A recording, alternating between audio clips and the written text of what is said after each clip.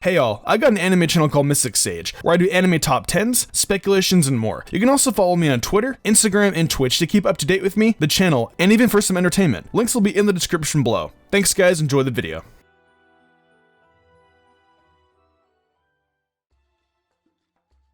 We've come so far over the last few months, and now it's finally time for the penultimate type based best team. This week, I'm working on the best team for rock types, and it was definitely hard to put together. Get it? The rules are the same as always. A Pokemon can only appear once on one of these teams. So if you don't see any rock typing that's also a water type, then unfortunately, you're out of luck. A big thing to mention for you all to keep in mind, as always, is that these typing teams should be viewed more as theme teams to have decent fun with, rather than something you should take into the monotype tier. As I've gotten to mention a few times now, keep in mind that these best teams don't include the 8th generation, and all strategizing is built to be used in Ultra Sun and Ultra Moon. Let's get right into this team with some ancient power. When I say ancient power, I'm not kidding, because our mega for this team is Aerodactyl. I couldn't just ignore fossil Pokemon when making this best team. The Aerodactyl doesn't exactly come from a fossil, but instead the Old Amber. It showed up originally in Generation 1, and it is one of the few fossil Pokemon you can obtain in-game without originally reviving it. Aerodactyl on its own packs a great speed stat with 130 base and a pretty decent attack stat at 105 base. However, when it goes ahead and Mega Evolves, that bumps right up with 135 base attack and 150 base speed. We're going to be real fast and hit real hard, while having somewhat decent defenses. Thanks to the ability Tough Claws, all of its contact moves will gain a pretty high boost, 1.3 times to be exact. Aerodactyl will use its high speed and hard-hitting moves to work hard at being the best Mega Pokemon it can for us, dealing plenty of damage while taking hits as best as it can. Its Flying type makes it weak to Rock, Electric, and Ice types, but it helps take away the Ground type weakness. It also makes fighting moves hit for neutral damage instead, which is very helpful as it's the scariest physical typing out there. I decided it would need bulk and that I wanted it to hit harder, so I gave it 252 EVs in HP and attack and made it adamant. Those boosts will bring things to 405 in attack and 364 in HP. Our moveset for Aerodactyl will make use of the best moves in its move pool, and those moves are Stone Edge, Aerial Ace, Iron Head, and Roost. Naturally, since we're working with the full team of rock type Pokemon, you're going to see this move pretty often, Stone Edge. While it is not boosted by Aerodactyl's Tough Claws, it is still a base 100 move that carries stab and a high crit ratio. However, for as powerful as Stone Edge is, it only has 80% accuracy, so while it'll hit 4 out of 5 times on average, it is by no means a guarantee to land whenever you use it. Next up is Aerodactyl's flying move, Aerial Ace. It's a move that never misses, but it has only 60 base power. Thankfully, however, Aerial Ace is indeed boosted by Tough Claws at the 78 base power. So along with the move being stab and it possibly being used on a Pokemon weak to the type, it's going to pack a good punch. Finally, we have some coverage for those pesky rock types that will try their best to derail Aerodactyl, Iron Head. Iron Head is arguably the best steel type move that is widely available, and with the boost from Tough Claws, it's going to leap to 104 base power from 80. Add in the 30% chance to flinch a target, and Iron Head shapes up as absolutely one of the best moves in this set. Finally, we have Roost. It seemed best to give Aerodactyl a chance to recover if things are getting rough, and the turn where it loses its flying type will help it ditch quite a few weaknesses. It's a nice final move on an already hard-hitting set that lets Aerodactyl go even longer in battle. Now from one fossil to another, we're going to be moving on to Hoenn's Cordelia. Cordelia is going to be a support Pokemon here, which probably won't be too big a surprise to most of you. Acting as a wall for the most part. It has solid special defense at base 107, and that typing of Grass Rock is just really good and helps make Cordelia not weak to much of anything. It's also going to be rocking out with the ability Storm Drain, so any water type move that connects with it will bring its special attack up a stage. It still carries weaknesses to Bug, Fighting, Steel, and Ice, but for the most part, Cordelia is going to just wall special moves from any typing and stall most other Pokemon. So when it comes to stats, it's all about bulky with Cordelia, and that is what I chose to focus on, giving it 252 EVs in HP and special defense. I made it Calm Nature too, so I could really drive home the point that it's special defensive, and with that it will have 376 HP and 344 special defense. Now that's not all for Cordelia's defenses, as it also has base 97 defense, so it should be able to take a physical hit or two as long as it isn't super effective. To help with that, I gave it the Rocky Helmet, so anytime a Pokemon makes contact with Cordelia, it'll lose a 6 of their HP. When stalling out, this is going to be a big help for Cordelia, so do not sleep on the Rocky Helmet here. Cordelia's moveset is going to be Giga Drain, Stealth Rock, Toxic, and Protect, which is a pretty standard one for what we're setting out to have Cordelia do. Giga Drain is the only attacking move that Cordelia will have, and it is to help recover health while still picking away at an opponent in battle. Thanks to Stab, Giga Drain will have a base power of 112, and when it hits, Cordelia will recover 50% of the damage dealt as HP, and since it's a hard-hitting move, there's a pretty decent chance that Cordelia will get a nice chunk of its health back. Stealth Rock follows that on this set, and it's an integral part of things here. Stealth Rock will be set up to help deal decent damage to bug and ice types upon switch in, since they're two of Cordelia's few weaknesses, and the chip damage you'll do to all Pokemon on switch in will really add up as the battle goes on. You don't even need to worry if they get blown away by something, since Cordelia will probably do a good job of staying in battle for a while, and you'll be able to get some more setup if needed. Finally, running at the moveset are Toxic and Protect, and I thought I might as well talk about together, since they're the two cornerstone moves of the set. Toxic is going to be what you set up with as soon as you can when using Cordelia, picking out the health of your opponent throughout their time on the field. One usage of Toxic will have you at an immediate advantage, though you can actually poison the Steel type or other poison types, so you'll probably want to turn to one of the other Pokemon on this team when you're up against those two typings. When you do have your opponent poisoned though, it'll be smooth sailing as you switch between Protect and Giga Drain, whittling them down until they can't go any longer. Since so many Pokemon would have an actual issue taking down Cordelia and find themselves annoyed by its stalling tactics, you've got the potential to maybe cause a few rage quits at this Pokemon. Sinnoh is the destination for the next Pokemon on this team, and it's one of those mini evolutions introduced in Diamond and Pearl that I like to use on these teams. Rhyperior is very much a Pokemon I associate with the Rock type, alongside others like Geodude's line and Onix, and with good reason. It has an ability called Solid Rock, and with something like that, how could you not think of the Rock type? Solid Rock is the ability I'm going to be using for Rhyperior, because I have such a fear of water and grass types when using it. Thanks to Solid Rock, all super effective moves that Rhyperior is hit with only do 75% of their damage instead of the whole thing, giving it a much better chance of surviving a powerful water or grass type move. Speaking of being able to survive moves, Rhyperior is an absolute hard-hitting physical attacker and a defensive juggernaut, boasting 140 base attack and 130 base defense. It's going to be able to take a punch and deliver one even harder like some sort of shield hero. I wanted to keep it as a major physical attacker while also giving it even more defense to work with, so I decided to give it 252 EBs in attack and special defense, as well as the adamant nature. Those stats spreads put Rhyperior's attack at 416 and special defense at 209, but I'm not done yet, because the item this Pokemon will use is the Assault Vest. With the Assault Vest, Rhyperior's special defense will go up to 313, and in exchange, it can only use attacking moves, which is fine by me. Now Rhyperior has rock solid defenses on both ends, and will be smacking Pokemon like a Mack truck, and that's pretty darn good. Earthquake, Stone Edge, Thunder Punch, and Ice Punch are the 4 moves comprising Rhyperior's powerful moveset. Since we're using the Assault Vest here, I didn't feel bad about having an entire set of powerful moves for Rhyperior to use, and it also enabled me to focus on giving it coverage for its weaknesses. Earthquake is without a doubt the strongest move that Rhyperior has, boosting to 150 base power thanks to Stab. It'll mess up many Pokemon who step up to it, including one of its weaknesses, the Steel typing. All of that wonderful 416 attack stat will be put to good use here with Earthquake, so expect to really hurt your opponent when you go for it. Stone Edge is actually the same kind of move, also being boosted to 150 base power with Stab. It's got a high crit ratio, so the chances of it hitting even harder than Earthquake are pretty good. The ice types that could really do a number on Rhyperior will most certainly be one-shot by such a powerful rock type move, and a lot of other Pokemon won't be able to take more than one either, unless they just tank the rock typing themselves. Next is Ice Punch and Thunder Punch, each here for the sake of coverage as well. Thunder Punch will be a good move to turn on water types if Earthquake isn't as good of an option, or you're trying to preserve PP carrying a 75 base power and a 10% chance to paralyze the opponent. Ice Punch is in the same camp with 75 base power, but this time with a 10% chance to freeze the opponent, and it will work well at taking on ground and grass types. You definitely won't have a good time trying to use Earthquake on a grass type, and you may not wish to risk missing with Stone Edge, so Ice Punch should come in handy against them instead. I wouldn't particularly recommend normally trying to use either of these moves, but there could definitely be points when you need to, which is why they're here almost exclusively for coverage. If you can help it, only ever try and use Earthquake or Stone Edge when you have Rhyperior out in battle. Rhyperior is set up pretty well defensively, but it's still rather slow, so you need to choose your battles wisely when using it.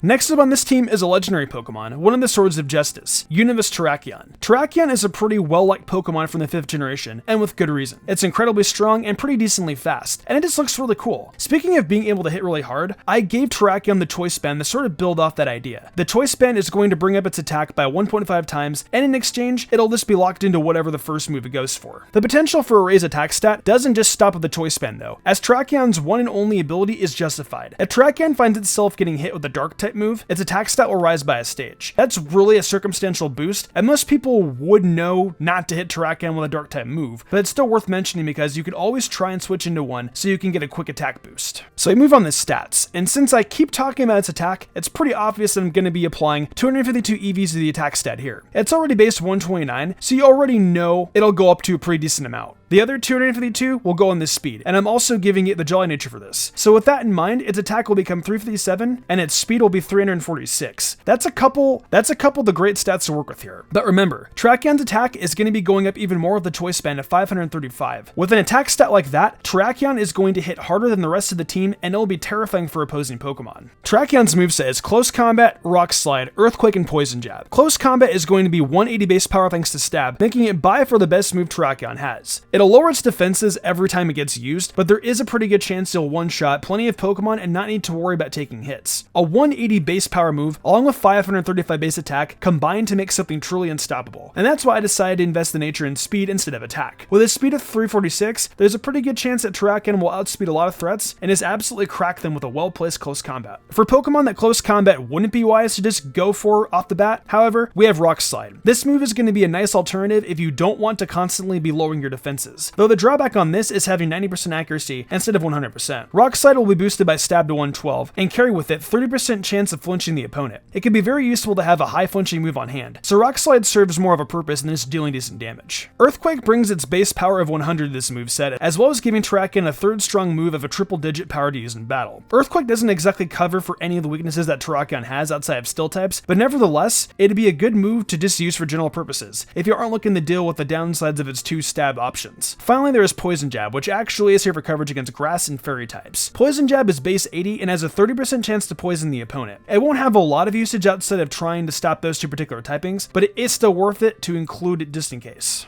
To wrap up the final third of this team, I'm jumping into an Ultra Wormhole and pulling out a couple of Ultra Beasts. The first one I'll be grabbing is Nihilego, bringing its interesting Rock/Poison type into the fold. It's truly a target for all ground types, but I'm really not too worried for its safety here. It's an incredibly strong special attacker, which this team could use and is oddly fast for what it is. Speaking of having an incredibly strong special attack, I'm going to be giving this Ultra Beast a choice specs. The choice specs work just like the choice band, instead this time it's going to affect Nihilego's special attack instead. Its ability is Beast Boost, so with the choice specs involved, it'll definitely start making its special attack crazy. I gave Nihilego 252 EVs in special attack and speed and made it timid, deciding to leave that 131 base special defense alone. It's right around 300 already, so the fact that I don't even need to add on to it is pretty impressive. After my booster factored in, this Pokemon will see its stats go up to 335 in speed and 353 in special attack. When we take those choice specs though, the special attack becomes 529, and that'll only go up thanks to Beast Boost, whatever Nihilego deals a defeating blow to an opposing Pokemon. Nihilego's moveset starts off with Acid Spray, followed by Power Gem, and completed with Psychic and Thunderbolt. Acid Spray is actually sort of a crazy move, even though it's only got a base power of 40. The base power will of course go up to 60 thanks to Stab, but it's more so about what it's capable of doing with its secondary effect. Acid Spray has a 100% chance to lower the opponent's special defense by 2 stages, and when you cause that drop, you've essentially guaranteed that another Acid Spray will take out the opponent on the next turn. It's crazy to think such a great move exists like this, and the fact that it's all at the disposal of such a powerful special attacker is even more wild. Acid Spray has got 32 PP, so honestly you could quite possibly sweep a team with just this move if you manage to start off against the bright Pokemon. Power Gem is next. It makes use of the rock typing Nihilego has, being a stab boosted 120 base power. There isn't anything special about Power Gem. It'll just be a strong rock type option for Nihilego to turn to, if Acid Spray doesn't work against whatever it's facing off with. Psychic is sort of in the same boat. It's powerful and has a 10% chance to lower the special defense. It'll really only work as a basic move to use, but really, it's the most just there move of the bunch, only offering itself as an option against ground types. Finally, there is Thunderbolt, and at least with this, it's going to cover some weaknesses, as it'll hit against Nihilego's water type weakness. It's also got a 10% chance to paralyze an opponent, so it can come in handy against a lot of other Pokemon, as well as having a strong move in general. You've got the best special attacking Pokemon in the entirety of the rock typing here, and I'd say that even if it didn't actually have the highest special attack of the typing, these moves work incredibly well to Nihilego, and possibly one of the most dangerous Pokemon I featured on the best team during this series. If you can make use of this Pokemon right from the get-go of a battle, there's a pretty good chance you'll be on your way to sweep.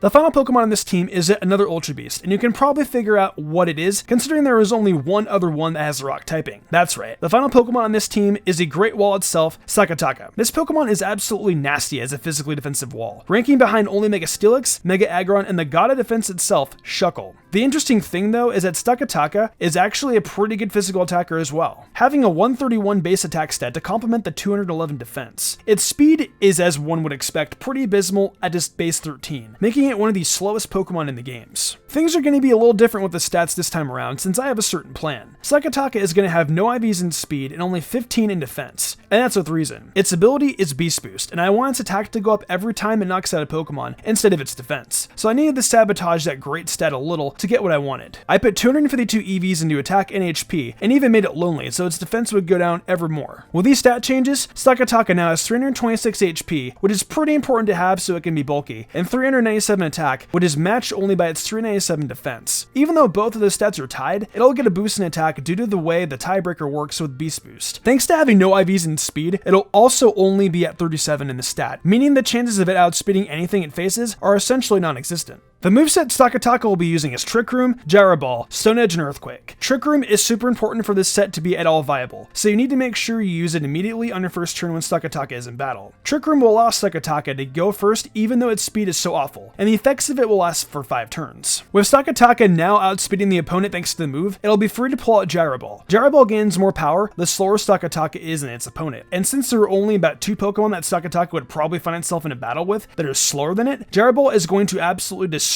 anything it's used against. Also, remember that with Beast Boost, you'll get a 1-stage boost to attack whenever a knockout is secured. So just defeating one Pokemon will get you up to 595 attack. Stone Edge is your other option for a strong move if Gyro Ball is running low on PP, or perhaps you're not able to turn to it in that moment due to a resistance. Stone Edge will be at a base power of 150 thanks to Stab, and has all that important high crit ratio that will probably allow you to knock out whatever you're using the move on with just a single move. Also, if you've been paying attention to this point, you probably realize I didn't give Sakataka an item. Well, actually I did, and now would be the best time to show off the Rocky MZ. Using the Rocky MZ on Stone Edge will give you access to Continental Crush, a stab boosted 270 base power move that should easily defeat whatever it hits. It'll be great for pesky water types that threaten Sakataka on that special side. Earthquake finally gives it an option to just do some regular damage to ground types and fighting types, its other 2 weaknesses. Gyro Ball is still your best bet when facing off with them, but Earthquake will be a fine stand-in for it if you've run out or are dealing with something like Steelix that Gyro Ball won't be able to take out.